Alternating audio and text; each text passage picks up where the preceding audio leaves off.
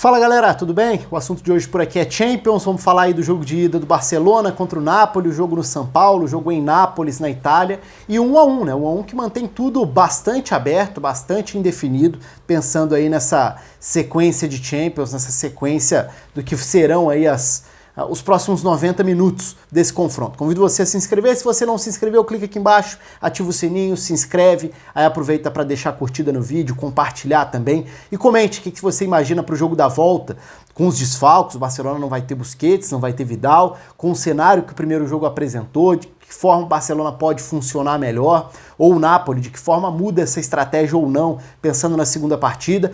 Falei sobre os outros confrontos da Champions, então é só passear aí pelo canal aqui no YouTube que você vai conferir outras análises dos jogos. Então vamos usar o famoso campinho aqui já para falar um pouco sobre esse jogo que, na verdade, acho que teve dois cenários básicos do ponto de vista da análise. Então, pegando como ponto de partida as escalações, né? O Napoli sem o Koulibaly, teve Maximovic e Manolas formando a zaga, o Di Lorenzo na lateral direita. No lado do Barcelona, fora isso, sem surpresas, no lado do Napoli, né, o Mertens como o 9 móvel. No lado do Barcelona, aí sim, a gente tinha visto já contra o Eibar, além do Messi decidindo, né, mas a ideia do Vidal formando o trio de ataque, só que dessa vez de uma forma um pouco diferente. Então foi um Vidal partindo da ponta direita, o que significava um Messi mais falso 9 ou algo parecido com isso, e o Griezmann partindo da esquerda para dentro. Então, do trio de frente, o Vidal era quem mais ocupava o corredor ou se aproximava do lado do campo. O Messi tinha liberdade sem bola para ficar sem grande exigência, então ficava solto nos poucos momentos em que a gente viu o Barcelona em fase defensiva, ou seja, sem a bola no campo de defesa. O Messi era quem tinha liberdade à frente da marcação, que tinha o Griezmann fechando o lado esquerdo, o Vidal fechando o lado direito. Com a bola, que foi a maior parte do tempo, o Messi tinha liberdade para sair da referência, voltar para armar o jogo, o Griezmann circulava da esquerda para dentro, o Vidal da direita para dentro, mas tendendo a receber muitas vezes mais aberto também.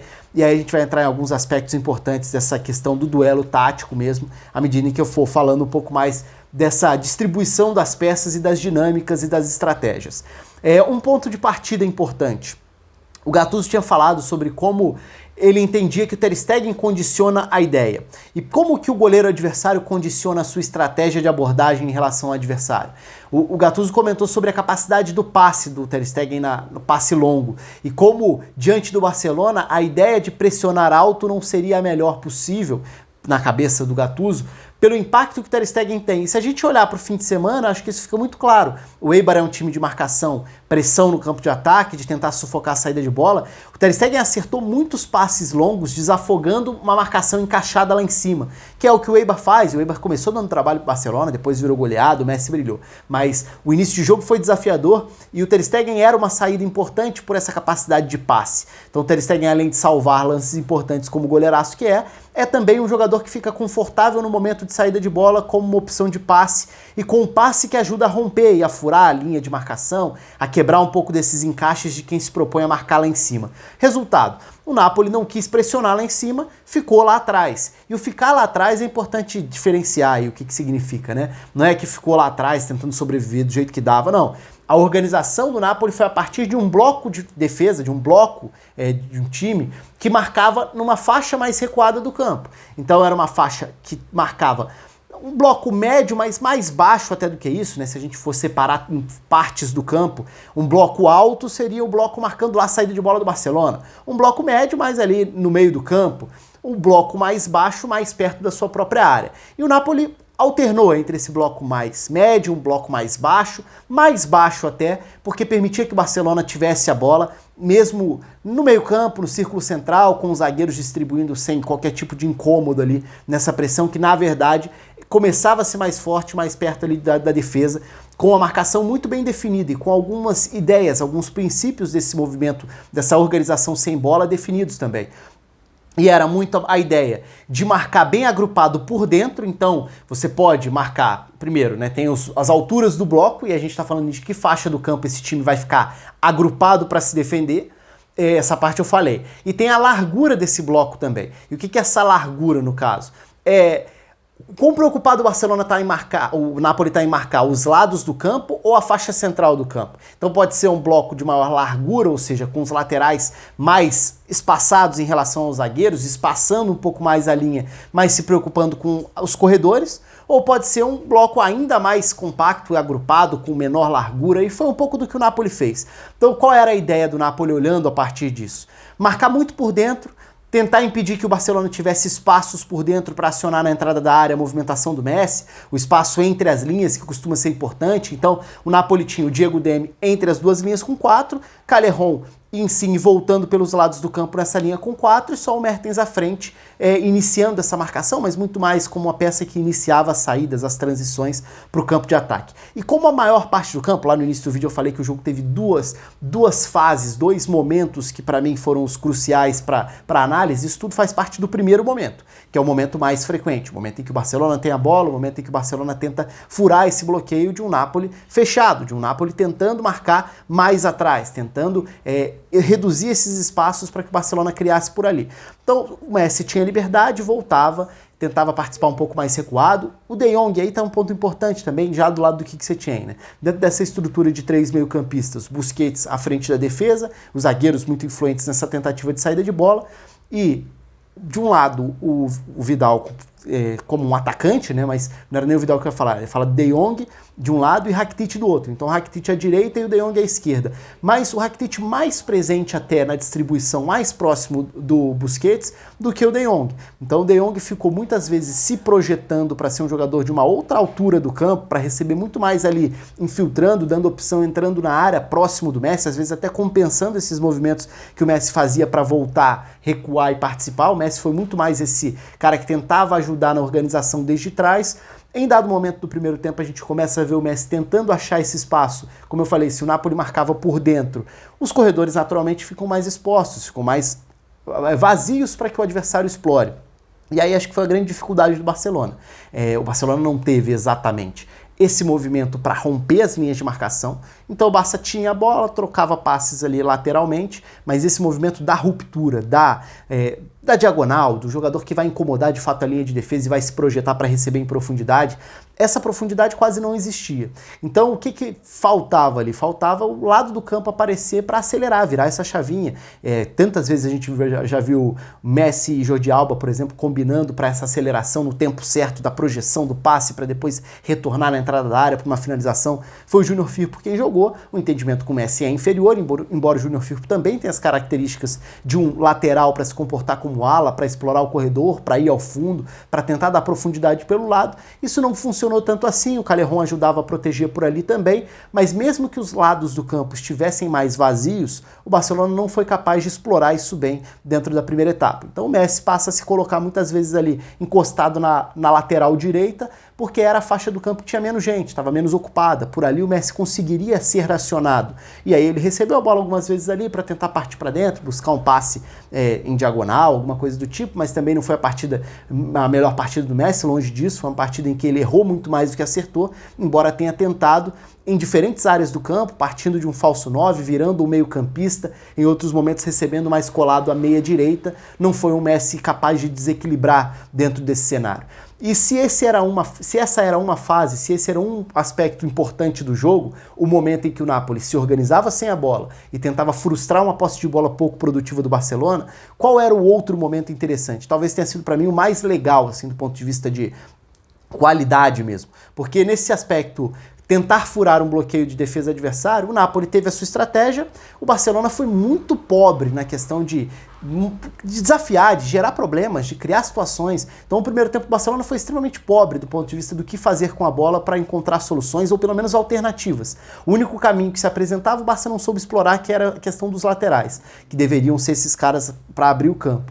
E no Napoli, o que era interessantíssimo do jogo? O que acontecia quando o Napoli tinha a bola? Então, claro, o Barcelona vai ter a bola na maior parte do tempo, o Napoli vai se defender na maior parte do tempo, mas e quando a bola não estiver com o Barcelona? O que vai acontecer com o jogo? Isso é igual igualmente importante, porque isso pode trazer desdobramentos importantes também. A gente já sabe que no momento de posse do Barça o jogo foi até monótono, porque era um Barcelona sem gerar muitos movimentos que incomodassem a defesa do Napoli, e o Napoli postadinho na dele, sabendo que essa era a estratégia e executando isso. Mas quando a bola vai para os pés do Napoli, algumas coisas diferentes podem acontecer. Desde um Barcelona que tenta pressionar imediatamente e pode recuperar a bola mais perto do gol, o que pode gerar uma situação de chance de gol que até então não acontecia numa fase ofensiva.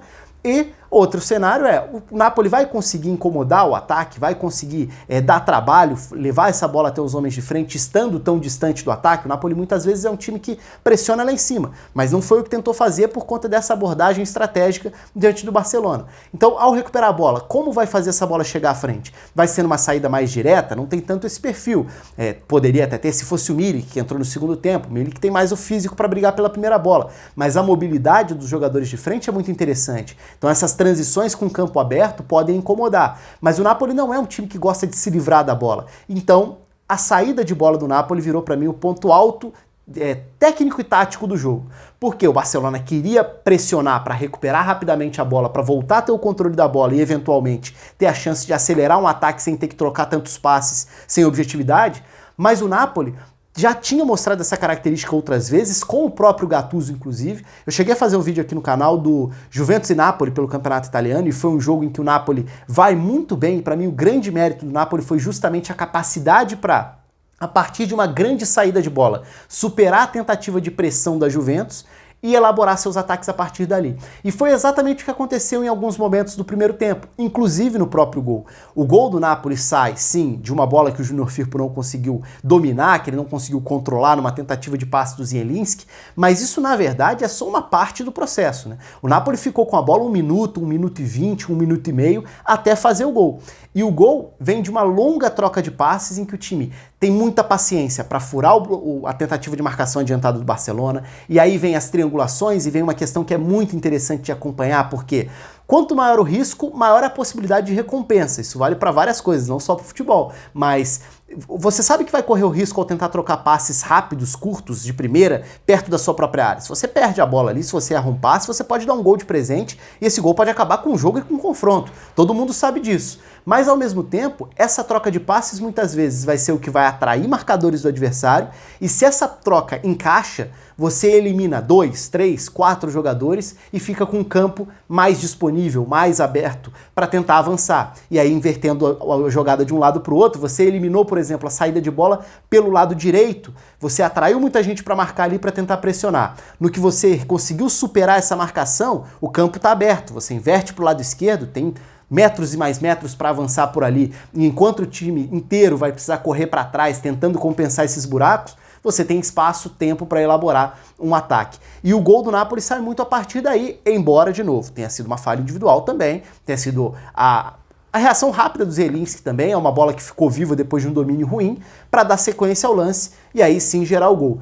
Dentro dessa ideia de saída de bola, né, o Napoli faz muito bem, tem feito isso muito bem a partir dos seus homens de defesa, mesmo a linha com 4 mesmo, mas o Fabian Ruiz é uma peça muito importante nisso também, porque a capacidade dele num primeiro toque em eliminar a pressão, em um toque girar para cima do adversário ou achar um passe que vai ganhar segundos, vai dar chance de respirar, essa é uma capacidade muito grande. Então acho que esses foram os dois aspectos mais importantes do jogo.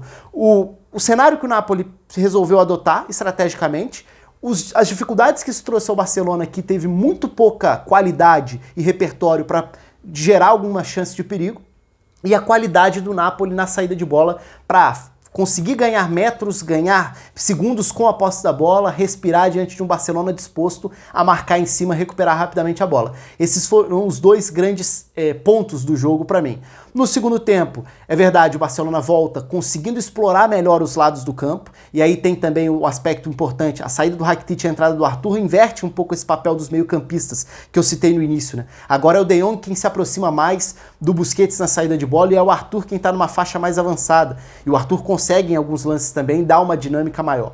O próprio Busquets, que até então tinha uma certa dificuldade para organizar o jogo de trás e conseguir fazer com que o Barcelona encaixasse passes mais rápidos, mais verticais, ele acha o grande passe do gol de empate, que aí sim é a questão do tempo, né? Não é necessariamente a distribuição das peças em campo ou o sistema tá certo ou tá errado, mas é o tempo em que você consegue ajustar e encaixar uma troca de passes, porque aí os movimentos acabam acontecendo todos numa fração curta de segundos, que é o movimento do Vidal que estava na direita e parte para dentro, a distração que isso gera para a linha de defesa, o fato do Insigne não estar necessariamente preocupado com a projeção do Semedo pelo lado, que até então não tinha gerado quase nada pelo lado do campo. E aí o passe com qualidade, que vai explorar o passe do Busquets no tempo certo, para projeção no tempo certo, encontrar um espaço às costas da defesa. Algo que até então quase não tinha acontecido, o Barcelona chega com muita qualidade à construção do seu gol de empate. Então, por alguns minutos nessa volta do segundo tempo, a gente viu um Barcelona capaz de acelerar pelos lados do campo. E essas triangulações são fundamentais para um time que por dentro não conseguia ganhar, tinha muito obstáculo, estava muito congestionada essa faixa do campo, e o Barça teve muitos problemas. Depois tem o aspecto do cansaço, que obviamente a parte física e a parte psicológica impactam também nesse aspecto tático. O Napoli ocupava bem os espaços, mas é claro que à medida em que o tempo vai passando, você vai se desgastando fisicamente para preencher os espaços rapidamente e mentalmente do ponto de vista da concentração, de saber que você não pode cometer erros e que a margem de erro é muito baixa para quem se propõe a se defender tão perto da própria área, mas acho que esses são alguns aspectos do jogo. No fim, como eu citei lá no início, a expulsão do Vidal, né, uma bobeira enorme do Vidal, e um prejuízo grande, porque o Vidal tinha sido importante, e esse entendimento do Vidal, sendo uma peça a mais de ataque, não um dos meio-campistas, tem sido uma alternativa importante para o Quique Setien, que ainda não fez o Barcelona fluir tão bem, mas que tem seus princípios de jogo, e o Vidal acrescenta também, até compensa em alguns momentos, essa dinâmica, essa vitalidade, para conseguir pressionar, para dar um aspecto físico que em alguns momentos o Messi não vai te entregar. Então é uma ausência bem importante a do Vidal, pelas diferentes formas como ele tem sido utilizado e porque ele tem conseguido se entender no ataque com o próprio Messi. Talvez até mais, por enquanto, que o próprio Griezmann, que ainda tem uma questão de algumas semelhanças em área de ocupação, em área de atuação, e como os dois ainda não conseguiram ajustar muito esse tempo do quem vira um articulador, quem infiltra. Alguém vai dar uma opção de passe ou ninguém vai dar opção de passe e o ataque não vai incomodar a linha de defesa. Não vai ter nenhum movimento desses de ruptura. E aí fica essa dúvida, quem vai jogar no jogo da volta? É possível que a gente veja aí o meio-campo com o De Jong atuando numa faixa mais recuada, e aí pode ter Arthur e Rakitic complementando esse trio de meio-campistas, e é possível que o Ansu Fati seja essa alternativa, e aí sim, de um jogador que pode acrescentar essa velocidade em diagonal, essa capacidade de drible partindo do lado para dentro, algo que o Barcelona não tem hoje dentro da sua formação. Por maior que seja a qualidade de Griezmann e Messi, e por maior que seja a capacidade individual desses caras para resolverem jogos, coletivamente ainda não é um ataque que consegue oferecer tudo o que precisa para ameaçar o adversário. Até por isso incomodou muito menos a defesa do Napoli do que deveria e do que poderia dentro desse primeiro jogo. Bom, é isso. Conta aí com os comentários de vocês, com a curtida, com a inscrição. Um abraço, até a próxima.